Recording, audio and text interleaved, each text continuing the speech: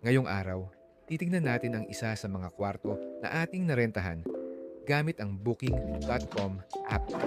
Ito ay sa JCGA Apartments Mega Tower 4 na malapit lang sa SM Baguio at Session Road, Baguio City. Malinis ang studio type na silid, may sariling banyo at may maayos na wifi. Para sa 2 tao lang ang pagkuha ko dito. Pero sobra ang mga kama. Meron din itong sariling balkonahe.